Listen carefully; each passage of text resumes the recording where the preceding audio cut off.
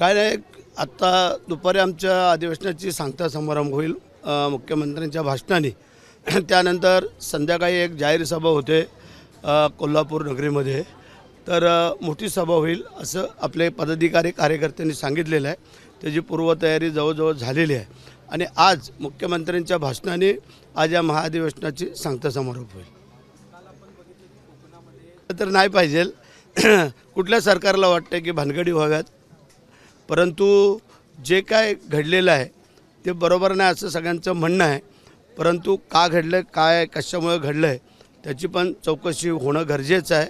कारण सभा घेणं किंवा काय हा प्रत्येकाला अधिकार आहे। बोलण्यामध्ये काही प्रमाण राखावं प्रत्येकाने असं मला वाटते। कारण शब्द हे शस्त्र आहे आणि तो शब्द जर तुम्ही जपून वापरलात तर तुम्हाला कोण काय बोलणार नाही आहे। ज्यावेळेला तुम्ही एखाद्याच्या अंगावरती जाल किंवा अंगामासावरून जर शिव्या द्याल तर समोरचा पण त्याच पद्धतीने उत्तर देईल ना। कारण आपण जर बोललो, कोणाला जर आरे नाही केलं तर दुसरा कार्य का करेल। तर अशा प्रकारचा हा घडलेला प्रकार आहे आणि त्याची चौकशी चालू आहे। आता परवा 20 तारखेला तर आमचं एक दिवसाचं अधिवेशन आहे याच्या संदर्भात। तेव्हा विरोधकांनी तिथं मुद्दे मांडावेत, आम्ही त्याला उत्तर देऊया। होतोय नाही होत काय करता येईल, जे तुम्हाला काहीच जमलं नाही ते जर आम्ही करतोय तर थोडं स्वीकारायचा तर प्रयत्न करा। जर आम्ही चांगलं काम करत असलो तर स्वीकारा, चुकीचं आणि वाईट काम करत असलो तर स्वीकारू नका।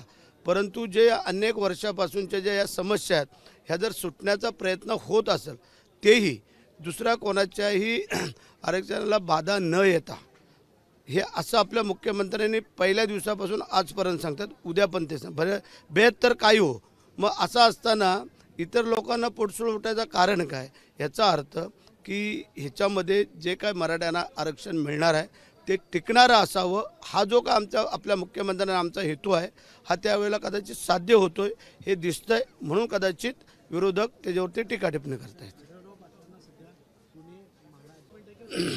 आजच काय ते आम्ही सांगू शकत नाही आहे। मुख्यमंत्री, दोन्ही उपमुख्यमंत्री आणि ते बसून जे ठरवतील ते, जे तिन्ही लोक ठरवून जे काय उमेदवार देतील ते निवडून आणायची जबाबदारी आम्ही मंडळीने घेतलेली आहे।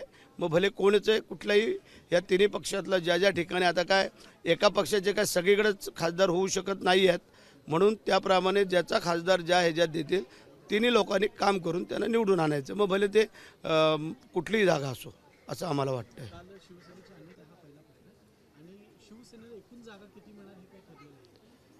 मुख्यमंत्री पुढचे जे काय होतील ते महायुतीचेच होणार आहेत। कारण तिन्ही पक्ष एकत्र येऊ त्याच वेळेला ह्या महाराष्ट्रामध्ये सरकार स्थापित होईल। बरेचशा लोकांची अशी इच्छा असते आणि कोणाला वाटेल, प्रत्येक पक्षाच्या प्रत्येक कार्यकर्त्याला, पदाधिकाऱ्याला, लोकप्रतिनिधीला हेच वाटतं की आपला माणूस असावा। आता BJP वाल्यांना वाटते त्यांचा असावा, अजितदादावाल्यांना त्यांचा वाटतं, आम्हाला आमचा का असू नये, हे प्रत्येकाचं हे आहे। परंतु आम्ही काय सांगतोय, ज्या निवडणुका होतील, जे काय रेशू ठरल त्याप्रमाणे प्रत्येकाने स्वीकारायला पाहिजे। परंतु प्रत्येकाला असं वाटतंय की प्रत्येक पक्षाचा व्हावा, त्या अनुषंगाने जर आमच्या पक्षातले काही कार्यकर्त्यांनी जर ते बोललं असेल तर चुकीचं काय नाही ना। चलो,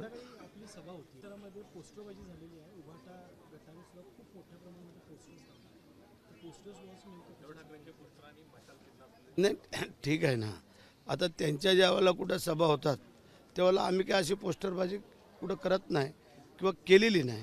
आम्ही पण करू शकतो ना, असं काही नाही आहे की आम्ही, आमचा विधानसभा मतदारसंघ आहे, आम्ही पण तिथं आमच्या इकडे सभा झाल्या, पण आम्ही कुठं असं काही केलेलं नाही। मग जिथे आता मुख्यमंत्री होते मग तुम्ही तुमची लावा आणि तुम्हाला प्रत्येकाच्या घराघरावरती पोस्टर लावा, आम्ही काय कोण रोखणार आहोत का। पण आता मुख्यमंत्र्यांची आणि ती सभा होते ती जरा मोठी होते, त्याला कुठेतरी थोडंसं दृष्टी लागावी असा त्यांचा उद्देश असू शकतो। परंतु मुख्यमंत्री एकनाथ शिंदे साहेबांचं जे चालणं आहे, बोलणं आहे, वागणं आहे हे उबाटावाले रोखू शकत नाही आहेत।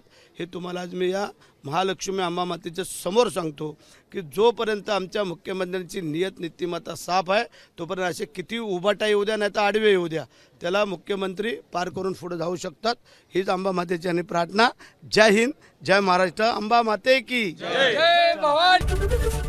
ABP माझा, उघडा डोळे बघा नीट।